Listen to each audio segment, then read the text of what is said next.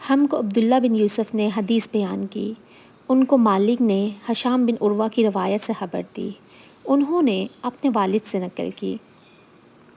انہوں نے ام المؤمنین حضرت عائشہ صدیقہ رضی اللہ تعالی عنہا سے نقل کی۔ آپ نے فرمایا کہ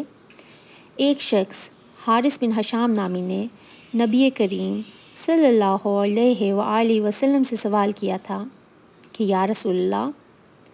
آپ پر وحی کیسے نازل ہوتی ہے؟ تو آپ صلی اللہ علیہ وآلہ وسلم نے فرمایا کہ وحی نازل ہوتے وقت کبھی مجھ کو گھنٹی کی سی آواز محسوس ہوتی ہے، اور وحی کی یہ کیفیت مجھ پر بہت شاق گزرتی ہے۔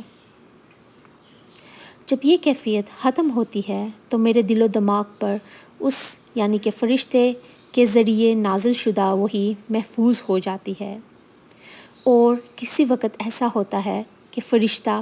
بشکل انسان میرے پاس آتا ہے اور مجھ سے کلام کرتا ہے، بس میں اس کا کہا ہوا یاد رکھ لیتا ہوں۔ حضرت عائشہ رضی اللہ تعالی عنہا کا بیان ہے کہ میں نے سخت کڑاکے کی سردی میں نبی کریم صلی اللہ علیہ وآلہ وسلم کو دیکھا ہے کہ آپ صلی اللہ علیہ وآلہ وسلم پر وحی نازل ہوئی، اور جب اس کا سلسلہ موقوف ہوا تو آپ صلی اللہ علیہ وآلہ وسلم کی پیشانی پسینے سے شرابور تھی۔